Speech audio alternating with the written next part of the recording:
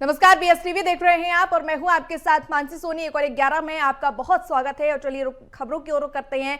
जांजगीर चांपा से बड़ी खबर सामने आ रही है, जहां बता दें कि बिजली टावर पर किसान चढ़ा है। टोकन ना कटने से किसान परेशान हुआ। आपको बता दें कि बड़ी संख्या में ग्रामीण और अधिकारी मौके पर मौजूद हैं और किसान को नीचे उतारने की समझाइश भी दी जा रही है।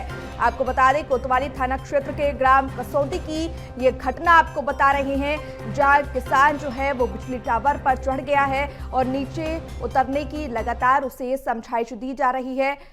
ये देखिए किस तरीके हम तस्वीरें आपको दिखा रहे हैं। बिजली टावर पर युवक जो है वो चढ़ा है, किसान परेशान है और बिजली टावर में जो चढ़ा है और किसान को नीचे उतारने की लगातार समझाइश दी जा रही है। अधिकारी मौके पर मौजूद है, उससे बातचीत की जा रही है और खबर ये भी सामने आई कि तहसीलदार ने उससे फोन पर बात की और नीचे उतरने की समझाइश दी।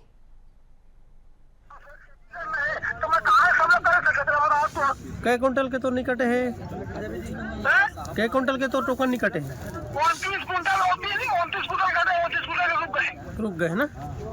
तो तय आवे तब तो जी नीचे उतरबे तब तो तोर समस्या का समाधान हुई। ऊपर में कहाँ समाधान?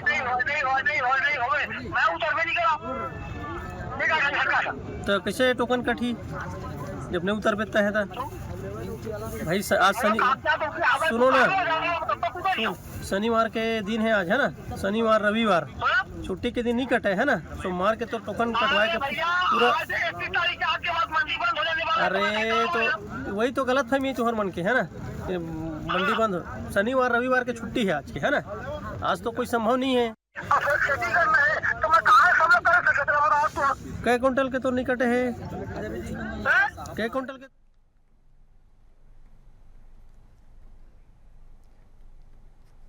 चलिए और हमारे साथ किसान अनिल गढ़वाल जुड़ गए हैं। अनिल, क्या कुछ परेशानी आपको इस तरीके टावर में आप जा चढ़े हैं, क्या समस्या है आपकी? अब कहाँ से बोल रहे हैं? क्या पसंद है आपको? आप अपनी समस्या जी, हम बीएसटीवी से बात कर रहे हैं। हम आपकी समस्या जानना चाह रहे हैं और आपकी समस्या का समाधान भी होगा, लेकिन आप इस तरीके बिजली टावर पर चढ़े हैं, क्या कुछ परेशानी है आपकी, बताइए।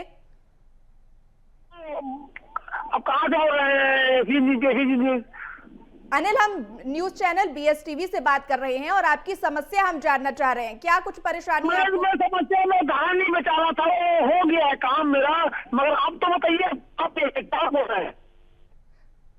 तो कितना क्विंटल धान आपका नहीं बिका है?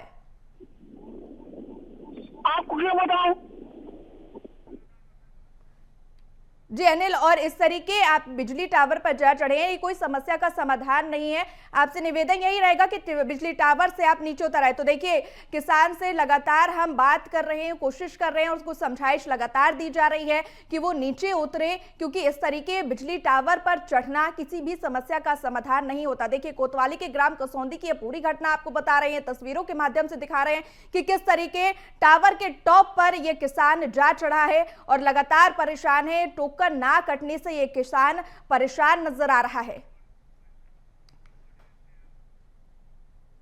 जाना है कब तक अंदे है अब कागज ला मनवा बोली के बेचना मन कहीं तेचना फिर गई सुहा वो मन कब तक पैसा मांगी का कहीं तेहू मतलब दीस मनी जाना सब बाबू सब है सुनता भर वो छजानी मैं खाए पी भर लोग फातम पे तो कर्जा का है तेरे छजानी दवा वो तो धान नहीं बचा इसके के। तो देखिए, ये जांजगीर चांपा से पूरी खबर सामने आ रही है, जहां एक किसान जो टोकन ना कटने से लगातार परेशान है। तस्वीरों के माध्यम से हम आपको दिखा रहे हैं कि किस तरीके बिजली के टावर पर यह किसान जा चढ़ा है और टोकन ना कटने से यह किसान लगातार परेशान था। और देखिए, बिजली के टावर पर जा चढ़ा है और अब उसे लगातार उतरने की समझाइश भी दी जा रही है। लगातार जो अधिकारी हैं वो उनसे बातचीत करने की कोशिश कर रहे हैं।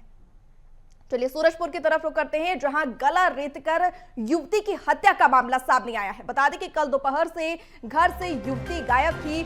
मोरभंज पिकनिक स्पॉट पर उसका शव मिला है और मामले की जांच में पुलिस जुट गई है। तो ये बड़ी खबर सूरजपुर से आपको बता रहे हैं, जहां गला रेतकर युवती की हत्या कर दी गई। आपको बता दें कि कल दोपहर से घर से युवती गायब थी और मोरभंज पिकनिक स्पॉट पर युवती का शव मिला है। मामले की जांच में पुलिस प्रशासन जुट गया। आपको बता दें कि जयनगर थाना क्षेत्र का यह पूरा मामला बताया जा रहा है। तो ये बड़ी खबर आपको बता रही है, जहां युवती का शव मिलने से हड़कंप मच गया। मोरभंज पिकनिक स्पॉट पर युवती का शव मिला है। ये पूरी खबर सूरजपुर से सामने आई है, जहां गला रेतकर युवती की हत्या का ये पूरा मामला सामने आया है। आपको बता दें कि कल दोपहर से युवती घर से गायब थी, जिसके बाद संदेह हुआ और उसके बाद मोरभंज पिकनिक स्पॉट पर उस युवती का शव मिला, जिससे हड़कंप मच गया। फिलहाल पुलिस ने इस पूरे मामले पर संज्ञान ले लिया है। पुलिस इस पूरे मामले पर जांच पड़ताल में जुट गई है। आपको बता दें कि जयनगर थाना क्षेत्र का यह पूरा मामला बताया जा रहा है। अब सवाल तमाम तरीके के यहाँ पर खड़े हो रहे हैं। वहीं रायपुर के तेलीबांधा तालाब मरीन ड्राइव पर नगर निगम के जारी तुगलकी फरमान ने आम जनता में चिंता और आक्रोश बढ़ाकर रख दिया है। बता दें कि तालाब किनारे बने पार्किंग एरिया में अब पार्किंग शुल्क लिया जाएगा, लेकिन फरमान में यह भी कहा गया है कि वाहन क्षतिग्रस्त या चोरी होने की स्थिति में नगर निगम जिम्मेदार नहीं होगा, बल्कि पहले यह पार्किंग मुफ्त थी। वहीं नागरिकों का कहना है कि अगर वे पार्किंग शुल्क देंगे तो वाहन की सुरक्षा भी सुनिश्चित होनी चाहिए। वो दिन दूर नहीं जब रायपुर नगर निगम क्षेत्र के मरीन ड्राइव में घूमने पर, सांस लेने पर भी आपको नगर निगम पैसे की मांग करेगा। दरअसल ये बोर्ड देखिए, ये रायपुर नगर निगम का वो तुगलकी फरमान है जिसमें पार्किंग के नाम पर 20 रुपए और 10 रुपए वसूले तो जाएंगे, लेकिन आपकी गाड़ी में यदि कोई निशान लग जाता है, गाड़ी में कोई किसी तरह की कोई खराबी दुर्घटना हो जाती है यहाँ पर खड़े खड़े, या फिर गाड़ी चोरी हो जाती है, या कोई गाड़ी पर किसी तरह से कोई क्षतिग्रस्त हो जाता है, तो उस स्थिति पर इस पार्किंग शुल्क के अलावा नगर निगम कोई भी जिम्मेदारी लेने को तैयार नहीं है। ये लाइन पढ़िए कि प्रबंधन यह कार पार्क में व्यक्तिगत चोट, चोरी, क्षति या किसी भी प्रकार के नुकसान के लिए उत्तरदायित्व नहीं होगा। अब आप समझिए कि रायपुर नगर निगम मरीन ड्राइव पर पार्किंग करने के लिए पैसा तो लेगा, लेकिन पैसे लेने के साथ साथ जवाबदारी लेने की कोई बात जो है यहाँ पर स्पष्ट नहीं की गई है, बल्कि साफ तौर पर कहा गया है कि कोई भी जवाबदारी नहीं होगी। इस पूरे लाइन पर अगर देखा जाए मरीन ड्राइव के किनारे तो सैकड़ों हजारों गाड़ियां यहाँ पर पार्क होती है, लेकिन अब पार्किंग शुल्क को लेकर एक बोर्ड लगा दिया गया है जिसमें प्रत्येक 4 घंटे के लिए 4 पहिया वाहनों से 20 रुपए वसूले जाएंगे, तो वहीं 2 पहिया वाहनों के लिए प्रत्येक 12 घंटे के लिए 10 रुपए यहाँ पर पार्किंग शुल्क लिया जाएगा। और भी साथी है, उनसे बात करेंगे। आप ज़्यादातर रायपुर के लोग या आप जो है परिवार के साथ यहाँ पर पहुँचते हैं, गाड़ी पार्क करते हैं, गाड़ी पार्किंग का पैसा लिया जाएगा, यहाँ पर पार्किंग शुल्क निर्धारित किया गया है। देखिए, अगर गाड़ी पार्किंग का ये लोग पैसा चार्ज करते हैं तो इनको कायदे से गाड़ी की सुरक्षा करनी चाहिए। अगर आप या तो पार्किंग फ्री कर दो तो ग्राहक अपने हिसाब से पार्किंग कर लेगा, पर अगर आप पार्किंग का चार्ज लेते हो तो ये तो शासन प्रशासन की जिम्मेदारी है कि गाड़ी को चोरी होने से बचाया जाए। ठीक है, देखिए ये तुगलकी फरमान जो है वो रायपुर नगर निगम के द्वारा जारी किया गया है और यहाँ पर एक बोर्ड चस्पा किया गया है जिसमें कहा गया है कि इस पूरे मरीन ड्राइव में यदि आप गाड़ी पार्किंग करते हैं तो पार्किंग के दौरान किसी भी तरह से यदि गाड़ी क्षतिग्रस्त होती है या फिर गाड़ी चोरी हो जाती है तो उसकी जवाबदारी जो है नगर निगम की नहीं होगी, नगर निगम उत्तरदायी नहीं होगा। तो आप सोचिए कि यहाँ पर गाड़ी खड़ा करने का पैसा तो लिया जाएगा, लेकिन जवाबदारी लेने के लिए कोई भी नहीं है। तो अब ऐसे तुगलकी फरमान किसने जारी किया, इसकी जांच भी होनी चाहिए और साथ ही नगर निगम की महापौर मीनल चौबे और तमाम जो अधिकारी हैं उनको भी इस बात की ओर ध्यान देना चाहिए कि आखिर नगर निगम तुगलकी फरमान कब से जारी करने लगा। आखिर एक ऐसा आदेश है कि लोगों से पैसे वसूले जाएंगे लेकिन उसकी कोई जिम्मेदारी जो है नहीं ली जाएगी। अब देखना होगा कि निगम का ये तुगलकी फरमान कब तक यहाँ पर चस्पा हुआ रहता है और आगे क्या कुछ व्यवस्थाएं होती हैं। कैमरामैन जयप्रकाश साहू के साथ अविनाश चंद्रवंशी, BSTV, रायपुर। वहीं इंदौर में एमपीपीएससी कार्यालय के सामने किए गए धरना प्रदर्शन के दौरान ध्वनि नियमों के उल्लंघन का मामला सामने आया है। तय डेसिबल सीमा से अधिक आवाज में लाउडस्पीकर के इस्तेमाल को लेकर पुलिस ने कार्रवाई करते हुए संयोगितागंज थाने में केस दर्ज किया। प्रशासन की ओर से पहले ही लाउडस्पीकर के उपयोग को लेकर दिशा निर्देश दिए गए थे, इसके बावजूद नियमों की अनदेखी की गई। पुलिस ने मामले में 4 लोगों को नामजद आरोपी बनाया है, जबकि अन्य की जांच जारी है।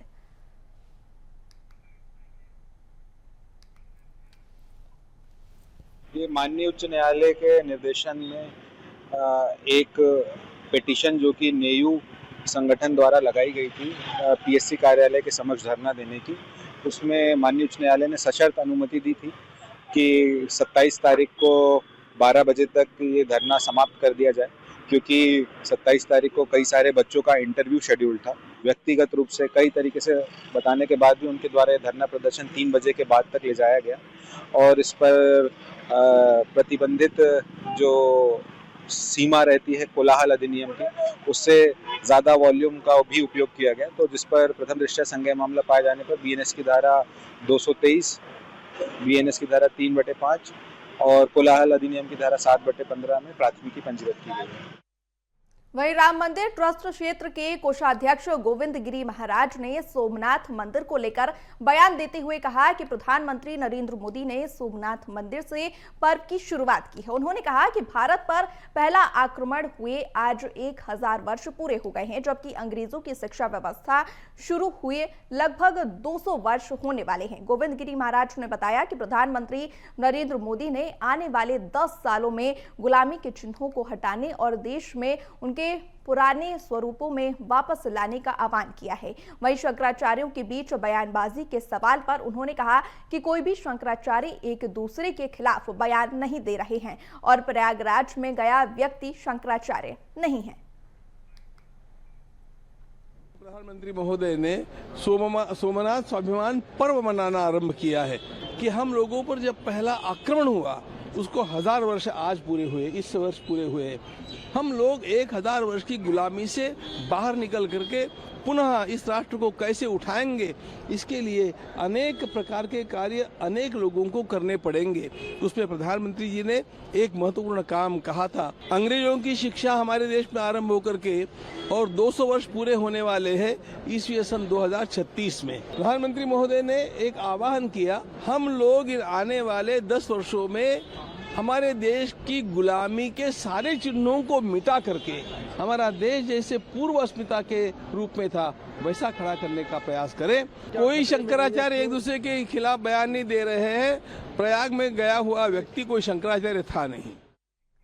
वहीं दमोह के तेंदुखेड़ा थाना क्षेत्र में एक दर्दनाक सड़क हादसा हुआ, जहां बाइक सवार युवक शादी समारोह में शामिल होने जबलपुर जा रहा था, तभी पाटन तेंदुखेड़ा मार्ग पर अज्ञात वाहन ने टक्कर मार दी। टक्कर इतनी भीषण थी कि युवक की मौके पर ही मौत हो गई। शव को स्वास्थ्य केंद्र भेजकर पोस्टमार्टम कराया गया और पुलिस अज्ञात वाहन की तलाश कर रही है।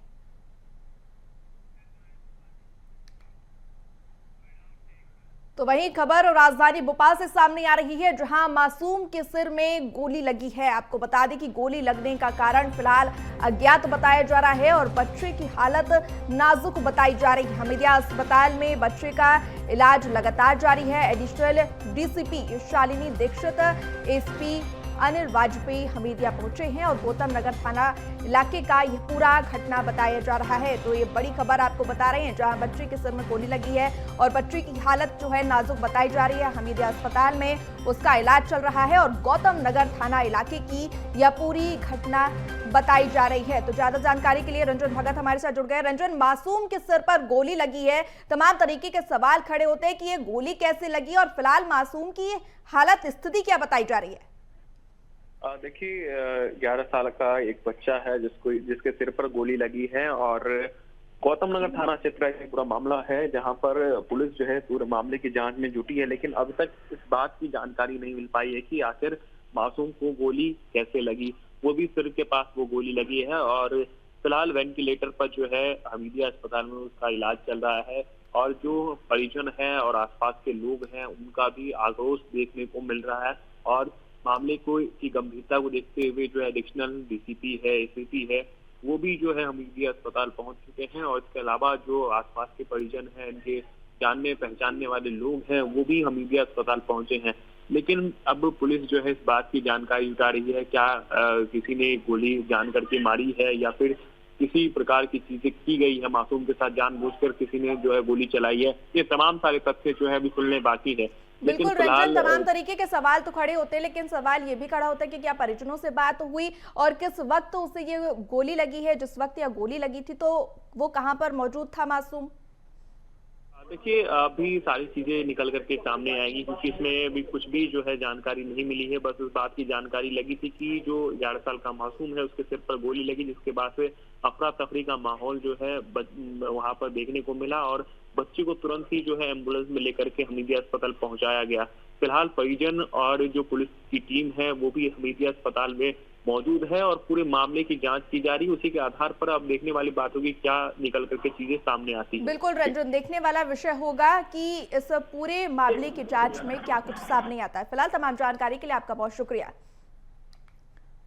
तो चलिए शिवपुरी की तरफ रुख करते हैं, जहां खेत विवाद में घायल होकर इलाज कराने पहुंचे दो पक्षों ने शिवपुरी के करेरा सामुदायिक स्वास्थ्य केंद्र को ही अखाड़ा बना डाला। बता दें कि गांव रमगढ़ा में मशीन चलाने को लेकर शुरू हुआ विवाद अस्पताल पहुंचते ही फिर भड़क उठा और देखते ही देखते कुर्सियां और स्ट्रेचर हवा में उड़ने लगे। अस्पताल परिसर में अचानक मची अफरा तफरी से मरीज और स्टाफ सकते में आ गए और आपको बता दें कि घटना का वीडियो सोशल मीडिया पर तेजी से वायरल हो रहा है, जिसमें दोनों पक्षों के लोग खुलेआम एक दूसरे पर हमला करते नजर आ रहे हैं। पुलिस ने मौके पर पहुंचकर हालात संभाले और मामले में 15 लोगों पर केस दर्ज कर 6 आरोपियों को गिरफ्तार भी कर लिया गया है। तो वहीं सिवनी के पेंच नेशनल पार्क के बफर एरिया में टाइगर और अन्य जानवरों को आबादी क्षेत्र की ओर आने से रोकने के लिए फिक्स नॉट फेंसिंग का काम किया जा रहा है। पेंच प्रबंधन यह कदम किसानों की फसलों और जनहानि को रोकने के उद्देश्य से उठा रहा है। कोर एरिया से निकलकर बफर क्षेत्र में पहुंच रहे टाइगरों के कारण मानव वन्यजीव संघर्ष की घटनाएं बढ़ रही थी। आपको बता दें कि 6 बफर क्षेत्र अरी, रूखड़ घाट, कोहका, खबासा, कुंभपानी और खमारपानी में फेंसिंग की जा रही है और पेंच प्रबंधन का कहना है कि इससे मानव और वन्यजीव दोनों की सुरक्षा सुनिश्चित होगी। टाइगर रिजर्व प्रबंधन बहुत अच्छे से काम कर रहा है, इसलिए टाइगर की संख्या बढ़ रही है यहाँ पे। तो हम जानते हैं जब टाइगर बढ़ते हैं तो वो यहाँ क्षेत्रों में मूव भी करते हैं, जैसे कोर से बफर में मूव करेंगे। तो हमने एक फिक्स नॉट फेंसिंग, एक फेंसिंग ही है वो, जिसको हम पर्टिकुलरली बफर क्षेत्र में लगा रहे हैं ताकि टाइगर और दूसरी वाइल्ड लाइफ जो खेतों में जा रहे हैं और फसलों को भी नुकसान होता है और लोगों में इसमें वो भी बढ़ता है प्रतिरोध। तो इसके लिए हम हमारे जो 6 बफर रेंज है वहाँ पे फिक्स नॉट फेंसिंग कर रहे हैं। तो वहीं उमरिया के बांधवगढ़ टाइगर रिजर्व अंतर्गत मानपुर रेंज में 2 भालुओं की मौत का मामला सामने आया है। प्रारंभिक जांच में बाघ से संघर्ष के कारण भालुओं की मौत की आशंका जताई जा रही है। मृत भालुओं में एक मादा भालू जिसकी उम्र लगभग 6 वर्ष और उसका शावक जिसकी उम्र करीब 1.5 वर्ष बताई जा रही है। आपको बता दें कि पार्क के वरिष्ठ अधिकारी मौके पर पहुंचकर पूरे मामले की जांच कर रहे हैं। तो वहीं खबर राजधानी रायपुर से है, जहां रायपुर बिलासपुर हाईवे में हिट एंड रन का मामला सामने आया। बता दें कि बुमिया गांव के पास हिट एंड रन का मामला सामने आया। अज्ञात वाहन ने बाइक समेत कई लोगों को टक्कर मारी। मौके पर ही 3 की मौत की खबर सामने आई, वहीं 2 घायल बताए जा रहे हैं। घायलों को सिमगा सामुदायिक केंद्र में भर्ती कराया गया है। वहीं तिल्दा थाना क्षेत्र का यह पूरा मामला बताया जा रहा है। खबर राजधानी भोपाल से है, जहां कोर्ट के पास सड़क हादसे की खबर सामने आई। बता दें कि 2 गाड़ियों में जबरदस्त भिड़ंत हुई और मुर्गी से भरी गाड़ी और कार में टक्कर की खबर सामने आई। टक्कर के बाद मुर्गी से भरी गाड़ी पलटी और घटना में दूसरी कार भी क्षतिग्रस्त हो गई। हादसे में दोनों ड्राइवरों को मामूली चोटें भी आई। आपको बता दें कि एमपी नगर थाना इलाके का यह पूरा मामला बताया जा रहा है। तो ये भोपाल से खबर आपको बता रहे हैं, जहां कोर्ट के पास एक सड़क हादसा हो गया, 2 गाड़ियों में भिड़ंत हो गई। ये तस्वीरें उस हादसे की आपको बता रहे हैं। बता दें कि मुर्गी से भरी गाड़ी और कार में टक्कर हो गई और दोनों वाहन जो हैं वो काफी क्षतिग्रस्त नजर आ रहे हैं। यहाँ पे जैसे ही पुलिस प्रशासन को मामले की जांच लगी, वह मौके पर पहुंचा और फिलहाल मामले की जांच में जुट गई है पुलिस। वहीं रायपुर में खाकी को शर्मसार कर देने वाली एक खबर सामने आई है। बता दें कि दुष्कर्म और पॉक्सो एक्ट के आरोपी से सांठगांठ का मामला सामने आया है और मामले में महिला प्रधान आरक्षक निलंबित हुई। महिला प्रधान आरक्षक चंद्रकला साहू को निलंबित किया और आपको बता दें कि महिला प्रधान आरक्षक पर आरोपी के साथ मिलीभगत करने का भी आरोप है। पीड़िता पर बयान बदलने का दबाव बनाने का आरोप है और deputy police commissioner Sandeep Patel ने यह निलंबन का आदेश जारी किया। कबीर नगर थाना क्षेत्र का यह पूरा मामला हम आपको बता रहे हैं, जहां महिला प्रधान आरक्षक पर आरोपी के साथ मिलीभगत करने का आरोप सामने आया है। देखिए, पीड़िता पर बयान बदलने का भी दबाव बनाया गया, जिसके बाद डिप्टी पुलिस कमिश्नर ने उन्हें निलंबित कर दिया। कबीर थाना क्षेत्र का यह पूरा मामला हम आपको बता रहे हैं, जहां रायपुर में खाकी शर्मसार हुई। वहीं अयोध्या राम मंदिर ट्रस्ट क्षेत्र के कोषाध्यक्ष गोविंद देव गिरी महाराज रायपुर पहुंच रहे हैं, जहां वे कई कार्यक्रमों में शामिल होंगे। बता दें कि छत्तीसगढ़ दौरे को लेकर बीएसटीवी संवाददाता अविनाश चंद्रवंशी से बातचीत में उन्होंने कहा कि छत्तीसगढ़ भगवान राम का ननिहाल है और यह भूमि तीर्थ स्थल के समान है। अयोध्या राम मंदिर को लेकर उन्होंने कहा कि राम मंदिर बनने में लंबा इंतजार नहीं होना चाहिए था। उन्होंने यह भी कहा कि अभी केवल राम मंदिर बना है, राम राज्य नहीं बना है। राम राज्य तभी स्थापित होगा जब यूनिफॉर्म सिविल कोड लागू होगा और इसके लिए संघर्ष अभी जारी है।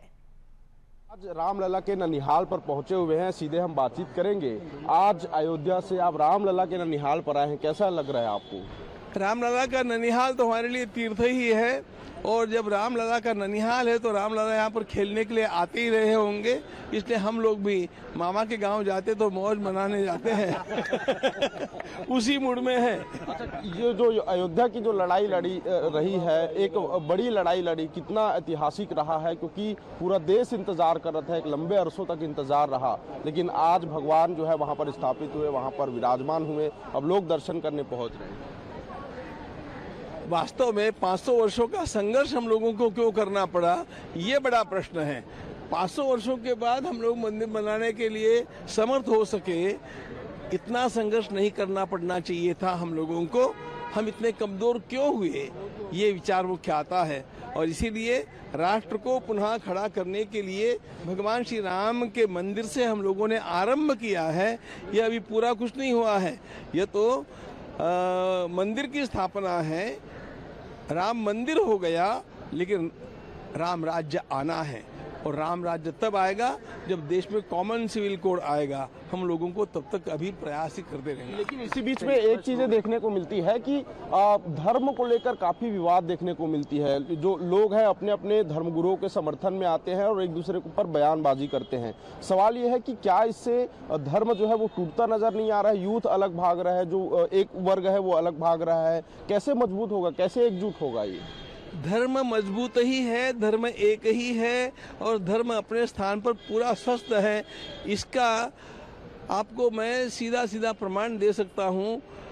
अभी अभी प्रयागराज में पिछले वर्ष जो महाकुंभ हुआ, उसमें जो संख्या थी, उसमें युवकों की संख्या सबसे ज़्यादा थी। आज भी आप देखते हैं 31 दिसंबर के दिन युवकों ने अब इधर उधर भागना छोड़ दिया, अब मंदिरों की ओर वो दौड़ रहे हैं, सारे मंदिरों के रिकॉर्ड्स टूट रहे हैं। तो ये सारा जो है धर्म के उत्थान का है।